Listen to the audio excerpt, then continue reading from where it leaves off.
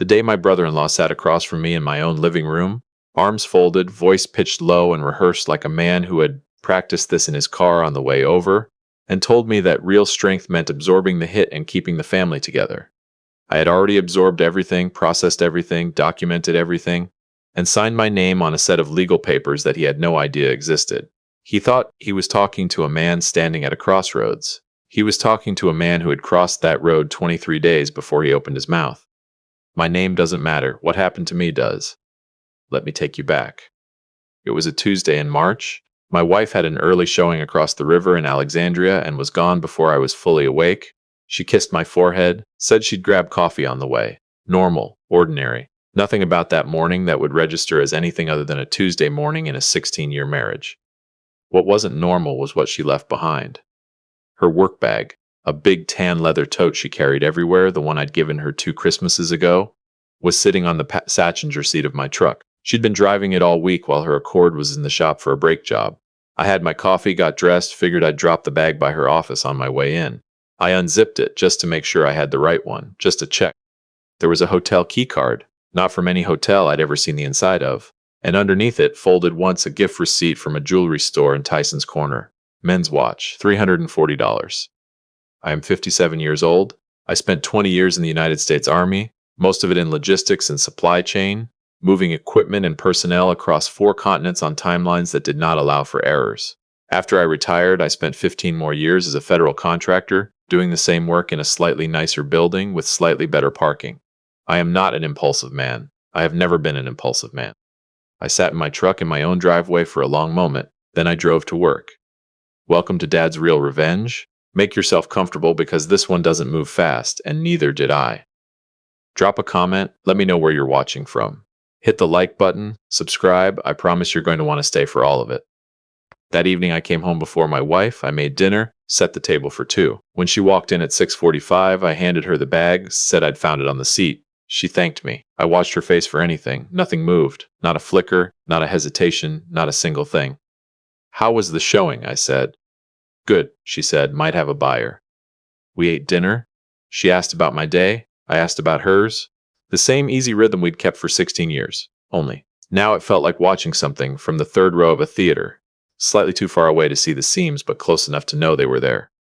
That night, after she fell asleep, I sat at the kitchen table with a legal pad and a pen and wrote down everything I actually knew, separated cleanly from everything I was assuming. Military habit, confirmed intelligence on one side, speculation on the other. Don't act on speculation. Confirm first. I knew. 1 hotel key card, 1 receipt for a men's watch from a store 15 miles from our house. My wife had been driving my truck for 6 days while her car was in the shop, which meant that bag had been riding with me for up to 6 days, which meant that key card and that receipt had been sitting 12 inches from my right hand every single time I'd pulled out of the driveway. I did not sleep well, but I didn't say a word. 3 days later, I had my confirmation. I won't walk you through every detail of how I found it. What I will tell you is this. When you spend 20 years in logistics, you learn that everything moves through a system, and every system leaves a record. Financial systems are no different. I pulled our home equity line of credit statements, a joint account we'd opened 4 years earlier for a kitchen renovation, and hadn't touched since, or so I believed. 18 months of withdrawals, small at first, 400 here, 600 there, then larger, a charge at a spa in Leesburg, a hotel near Tyson's Corner, another one closer to Dulles, month after month, withdrawal after withdrawal, adding up quietly to just over $34,000 drawn against the equity in a house I had owned for 3 years before I ever met her. I want to be honest about what I felt that night at the kitchen table while my wife watched television upstairs and laughed at something the host said. What I felt was not rage. What I felt was a specific and very quiet kind of grief. The kind that doesn't make noise.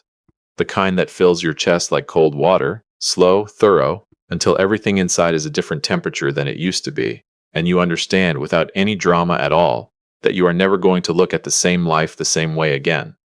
I made a rule for myself. Every night after she fell asleep, I would go sit in my truck in the garage, a 2019 Ram 1500 that has never failed me once and which I am now considering leaving something to in my will, and I would take exactly 15 minutes to feel whatever needed to be felt, the grief, the humiliation, the very particular sting of understanding that while I had been managing federal contracts and walking the dog and scheduling the gutters and planning a summer trip to the Outer Banks, Someone else had been a regular guest in hotel rooms paid for with equity borrowed against my own roof. 15 minutes, timer on my phone. Then I went back inside because I had work to do. On day 4, I called an attorney. Her name was Gail Forsyth. She practices family law out of a plain office in Falls Church that has not been redecorated since approximately the second Clinton term. The furniture is functional. The diplomas are not decorative. She carries the energy of a woman who has heard every version of every lie ever told inside a marriage and made her complete peace with all of it somewhere around 2005. I sat across from her desk and laid everything out: the key card, the gift receipt, the HELOC statements, the dates, the amounts. I had a folder. I had a printed spreadsheet organized chronologically, because some training you never actually lose. She read through it without speaking. Then she set the pages down and looked at me over her reading glasses. Virginia is an equitable distribution state, she said. Marital assets get divided fairly, not necessarily equally, and when one spouse has been drawing from a joint line of credit for personal non-marital expenditures. $34,000, I said. She made a small note on her legal pad. The court has significant discretion in how it accounts for that dissipation of marital assets. She paused. Your former military. 20 years Army logistics. Pension? Vested? And the marriage doesn't reach the 10-year threshold over my service period. I'd looked that up. She studied me for a moment. You've done your homework. I spent 2 decades making sure supply chains didn't fail, I said. I know how to read a document. She picked up her pen and said, let's get to work. My wife told me herself. I want to give her that. She didn't wait until I forced it. She didn't wait until someone else said something. On a Sunday afternoon in April, when I was in the backyard replacing a section of fence that had heaved over winter. One of those satisfying projects that keeps your hands busy and gives your mind nowhere useful to wander. She came outside and sat on the back steps and said she needed to tell me something. I set down the post hole digger. I waited. She told me about her broker, the man who had sponsored her real estate license 6 years ago, the man who had sat at our Thanksgiving table twice and once complimented my wife on the stuffing for approximately 4 uninterrupted minutes. The man to whom I had personally referred 3 colleagues when they were relocating to Northern Virginia, referrals that had generated somewhere north of $50,000 in commission over 4 years because I vouched for people I trusted and because I trusted him. That man. She called it a situation that got out of hand. I turned the phrase over in my mind, slowly. A situation. She had driven 40 minutes each way to a hotel off Route 7 on at least 17 separate occasions I had been able to document. 17 separate mornings she had gotten up, gotten dressed, and made a decision. 17. A situation is missing your exit on I-66 during rush hour. A situation is forgetting to confirm a dinner reservation. 17 deliberate trips to the same hotel with the same person, each one requiring a fresh decision and a fresh lie, is not a situation. It is a choice made 17 times by someone who understood completely what she was choosing and chose it anyway. I let her talk. Then she told me she was pregnant. 8 weeks. She had known for 4 weeks. She had sat across from me at this kitchen table every morning for 4 weeks, called me on my lunch break twice a week, the same as always, and asked how things were going. Made my birthday dinner, from scratch, every dish I'd ever told her was my favorite, and smiled at me across the candles while she knew. I waited a long moment before I said anything. Have you told him? She blinked. What? Your broker? Does he know about the pregnancy? A pause, a half second too long, yes. And? She looked at her hands. He said it's my decision. I nodded once. I need some time to think about this. She started crying. I could tell from the way the tension left her face that she'd taken my calmness as the beginning of something. She was wrong about what it was the beginning of. Her family arrived 4 days later, all of them. Her mother, who I had genuinely liked for 16 years, a warm, practical woman who made good coffee and always remembered to ask about my knee. Her brother, who played college basketball in the late 80s and has been finding ways to let that be known ever since. And her aunt, whom nobody specifically invited, who has attended every family event of consequence since before I was part of this family and had no intention of allowing a marital crisis to be the first one she missed. She brought a covered casserole dish, set it on my kitchen counter without explanation or invitation, helped herself to my coffee, and made herself comfortable in the particular way of a person who has simply decided that wherever she is home. A word about her aunt? She has been to our house more times than I can honestly count. In 16 years, she has never once found the downstairs bathroom on the first try. She has asked for directions to it 6 separate times. She calls me honey, because she made a decision sometime around year 3 that this was sufficient and has held to it. She is 71 years old and has the constitution of someone who has never in her life experienced a social situation she couldn't outlast. Her mother sat across from me with her hands folded neatly in her lap. "You are a good man," she said. "Everyone knows that. This is painful beyond anything I know how to say. But my daughter loves you. This child is innocent, and we're just hoping that you can find it in your heart."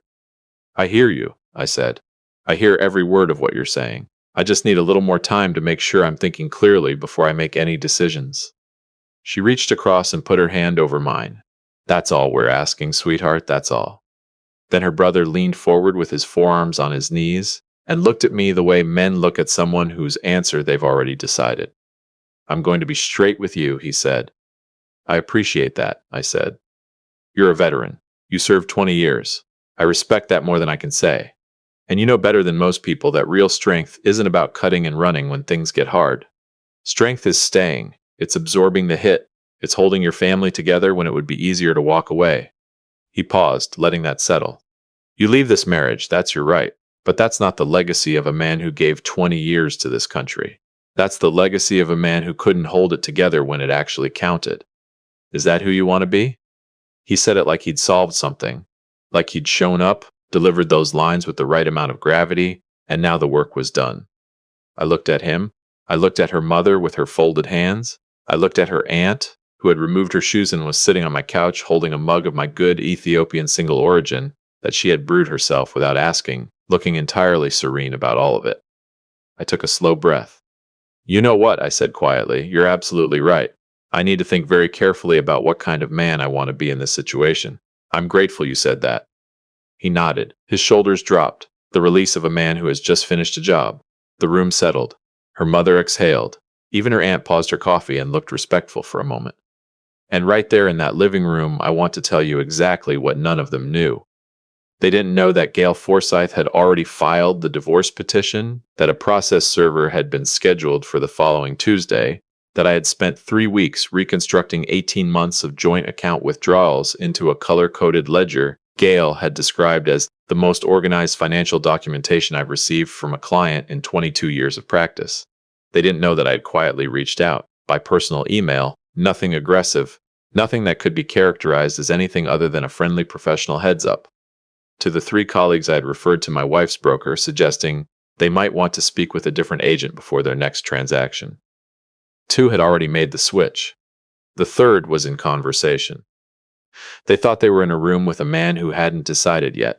They were in a room with a man who had decided 23 days before they arrived, in a plain office in Falls Church, across a desk, from a woman who had never once offered me a tissue and had earned every dollar I paid her. I thanked them for coming. I walked them to the door. Her aunt collected her casserole, said goodbye, made it 3 steps onto the porch, remembered her shoes, came back for them, thanked me again for the coffee.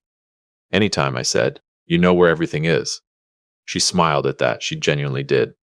The divorce papers were served on a Wednesday. I was in my office when it happened. I had arranged it that way. She called 4 times that afternoon. I watched my phone each time. Her brother called once, which told me she had already reached out to her family, which told me everything about what she had assumed the previous Sunday's conversation meant. I didn't answer. I went back to work. What I worked on in those weeks and months was what I should have started a year earlier. I had 15 years of federal contracting relationships. 15 years of being the person who showed up and did what he said and didn't make the government's problems worse than they already were. 3 of my agency contacts had indicated, in that careful way that government people indicate things, that if I ever went independent, they had procurement vehicles that could accommodate small businesses. I had filed that information away because I was comfortable, and comfortable men rarely listen to the part of themselves that says now. I was not comfortable anymore. Within 60 days, I had registered an LLC, secured 2 contracts, and given 4 weeks' notice at my firm. My project coordinator, the woman who had been my right hand for 9 years and who emailed me the morning the separation became known with a subject line that just said, "Tell me something," came with me. I called her back within the hour. "I've been waiting for you to do this," she said. "You could have mentioned it." "You seemed settled," she said. I thought I was. I met with each member of her family separately, not together. Together as a performance, separately as a conversation. Her mother first. A diner near her house in Woodbridge, Thursday morning, good coffee. I had a folder. I slid it across the table and let her read. She read for a long time. When she looked up, her face was a different arrangement than it had been in my living room. These withdrawal dates, I said, turning a page gently. And these, I turned another, are the hotel records that came through Discovery. If you look at the dates side by side, you'll see they align. She looked back down. She borrowed money from you last fall, I said quietly. Said it was for a licensing course. The state board has no record of any course taken in that period. Silence. I'm not telling you this to cause pain, I said. I'm not here to turn you against your own daughter. She is still your daughter. She always will be. But you sat in my home and told me to absorb the hit and hold the family together. I thought you deserved to know the full weight of what you were asking me to absorb before you finalized that opinion. She didn't speak for a long moment. Why didn't you say something sooner? I needed to be sure of the facts first, I said. I spent 20 years in the army. I don't act on incomplete information.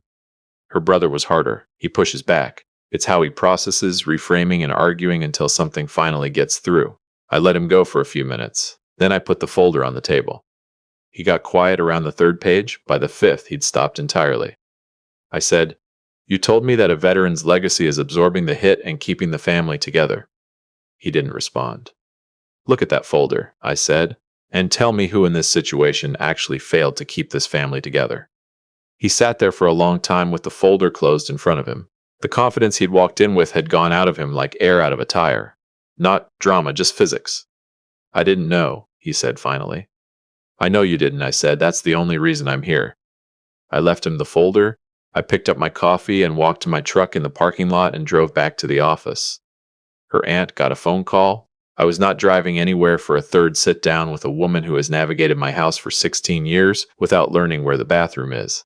I called her on a Tuesday evening and gave a clear and organized summary of the situation. She responded with "Lord have mercy" 4 separate times across 8 minutes, which was honestly the most efficient processing of difficult information I witnessed from any member of that family throughout the entire ordeal. The divorce finalized in October. I called Gail to thank her. "You were a good client," she said. "Organized, patient, realistic about the timeline. I didn't call you at 11 at night. That alone puts you in the top 15%, she said. She was quiet for a moment. "Take care of yourself." "I'll try," I said. "God willing, I never need your help again." "That's what I want for every client," she said. About 3 of them listen. From what has made its way back to me, through the entirely predictable network of people who no longer had any reason to choose sides, my wife and her broker are together. The arrangement has the structural stability you'd expect from something built on secrecy once the secrecy is removed. What remains when you take away the hidden afternoons and the shared electricity of getting away with something is just 2 people sitting across from each other who know in precise detail exactly what the other person is capable of. Every morning, indefinitely, without the thrill of it. Their son was born in November. His name is Finn. I hope genuinely without any complication that boy has a very good life. He didn't select any of this. He doesn't carry it. Whatever his parents chose to do, he is entirely separate from it, and I mean that as simply and as completely as I know how to mean anything. Her mother called me in December. I was making beef stew, the long version with short ribs and pearl onions, the kind that has to simmer for 3 hours before it's ready for anyone. She called at 6:30 and I almost let it go. I picked up. "I owe you an apology," she said. "Nothing before it, no warm-up." "You were working with what you had," I said. "I sat in your home," she said, "and I told you to absorb the situation, and I didn't know what the situation actually was. I formed a strong opinion without the full information, and you deserve better from me than that." I stood there in my kitchen with the stew going and the apartment quiet around me. "I showed you because you deserved the truth before you made up your mind," I said finally. "Not to hurt you, not to divide you from anyone, just because I thought you deserved to know."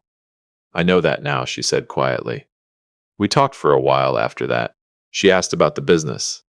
I asked about her sister in Richmond. When we hung up, I stood in the kitchen for a few minutes with the phone in my hand and the stew simmering and the quiet filling the space the way quiet does when you've stopped fighting it. The quiet used to feel like subtraction, like something had been taken and the place where it had been was just empty air, unoccupied, without purpose.